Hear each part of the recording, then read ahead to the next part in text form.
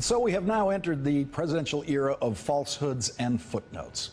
Parents and teachers around the country who've been trying to teach kids to follow George Washington's example and never telling a lie are now busy explaining to those same kids what a falsehood is, now that much of the news media has seemed to arrive at an informal agreement to call a lie a falsehood. And this is a big step forward for those sections of the media who spent a couple of years now, or more than that, treating Trump lies about President Obama's birth as just Trump being Trump.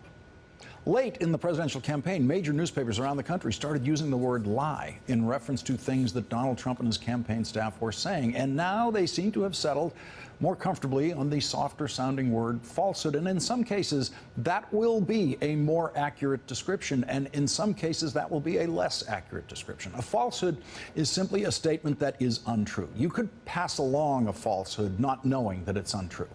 And in that case, it wouldn't technically be a lie, because a lie is the deliberate use of a falsehood with the intention to deceive. The word falsehood removes that intention. It allows the intention to remain a mystery.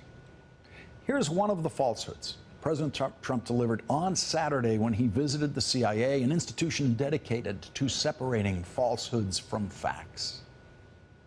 I made a speech. I looked out. The field it looked like 1.5 million people. Now that is a falsehood. Donald Trump has never looked out at a crowd as big as he saw at his inauguration. He has never tried to estimate such a crowd. And it was a relatively small turnout, as inauguration crowds go. But it could have looked huge to him. I'm sure it did. From where he was standing. From that spot, that's where the crowd looks the biggest. But the same man who told you he saw 1.5 million people also told you he saw this. I watched when the World Trade Center came tumbling down. And I watched in Jersey City, New Jersey, where thousands and thousands of people were cheering as that building was coming down. I watched. Thousands and thousands of people. Now, we all know for an absolute fact that he did not watch that, because that never happened. Thousands and thousands of people cheering as that building was coming down. So we know that that's a lie. That's what Donald Trump looks like when he's lying. Now, I'm fine with going along with the new convention of calling some of these things falsehoods. But when we know it is a lie, if we call it a falsehood, then we become the liars. Today, the New York Times introduced something new to its coverage of the Trump administration falsehoods. In Jim Ruttenberg's column about Kellyanne Conway's alternative facts, the Times included 2 footnotes, one correcting something that White House Press Secretary Sean Spicer said on Saturday, and another correcting something that the president said on Saturday. Now, in a lifetime of reading newspapers around the world, I have never once seen a footnote before in a newspaper. Falsehood correcting footnotes might become the best new thing in the newspaper world for 2017.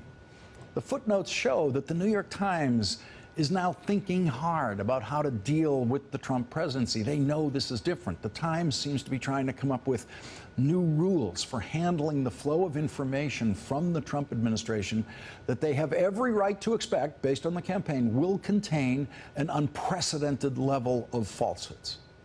Today, Sean Spicer explained why he wasted his first appearance in the White House press briefing room on Saturday trying to push falsehoods about the size of the inauguration crowd that were instantly proven to be untrue.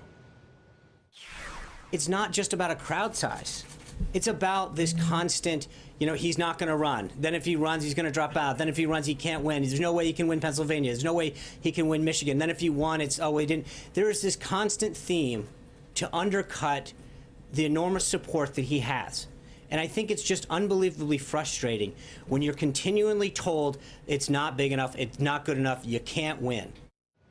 A constant theme to undercut the enormous support that he has. Now, wow, it's a good thing nothing like that has ever happened to previous presidents, or we would have seen how frustrated they get. Sean Spicer's saying it's okay to just lash out with falsehood. from a White House podium when you are frustrated or demoralized. Okay, let's compare this just to Donald Trump's immediate predecessor. When Donald Trump went on the Today Show and said he had sent investigators to Hawaii to investigate President Obama's birth and, quote, you won't believe what they are finding, do you think that that was frustrating for President Obama, frustrating for Michelle Obama? Maybe demoralizing for the Obama children? Did President Obama tweet about it? Did he say a word about it? Or did he process the years of Donald Trump lying about him and his birth with the fullest possible version of presidential grace and dignity? All that we could possibly expect from a president who probably was a little frustrated. The president's most recent falsehood, President Trump's most recent falsehood, is a gem that he delivered tonight to a meeting of bipartisan congressional leaders at the White House, where he explained to them that the reason Hillary Clinton got millions more votes than he did was voter fraud, pure and simple. And that is how every Trump supporter I've spoken to privately since the election has explained Hillary Clinton's vote total to me. Who needs facts when your followers believe your falsehoods? Joining us now, David Corn, Washington bureau chief for Mother Jones and an MSNBC political analyst, and Indira Lakshmanan, Washington columnist for the Boston Globe and a contributor to Politico magazine.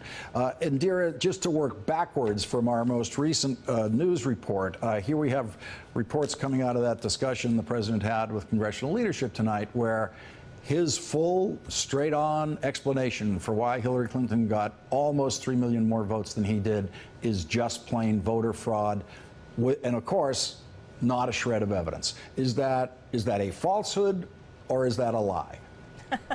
Well, I love your distinction between the two, and I would say that this is one of those cases where it speaks to Sean Spicer's original point, which is the delegitimization, as they see it, of the Trump presidency. I get it. I get why they're upset. They're upset. We know this is a president who's extremely thin-skinned.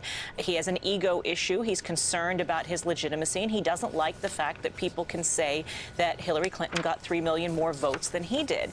But he continues to repeatedly repeat this thing that has absolutely no verification or evidence behind it of illegal immigrants voting, and continues to say that he won a landslide in the Electoral College when we know it was one of the lowest Electoral College victories in history. So I don't know. You could say this is a falsehood in the sense that Donald Trump has probably convinced himself and believes it, and it sort of ties back to the other point you were making about children and George Washington. And I just want to bring this up because for the Women's March on Washington on Saturday, I went to observe and report on, and I brought along my 5th grade son.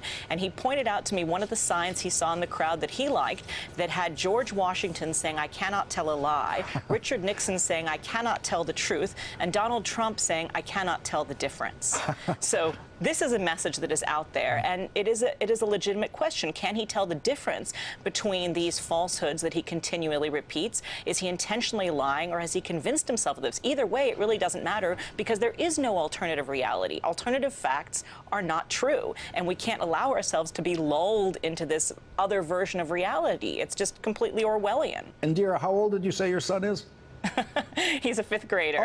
His political education is way beyond what mine was in the 5th grade. That's very impressive.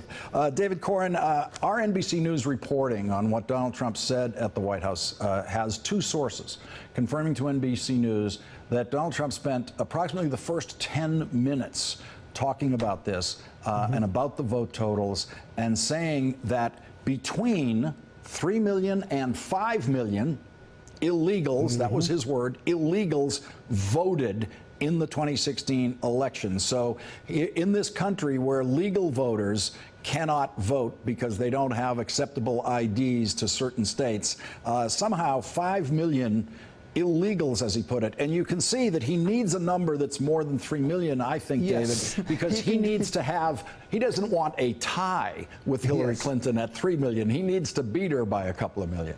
He can do that basic math. So let's take some comfort in that, Lawrence. Now, in your wonderful opening, you set up sort of a dichotomy between lies and falsehoods. I think you did, you got it right. But there might be a third option.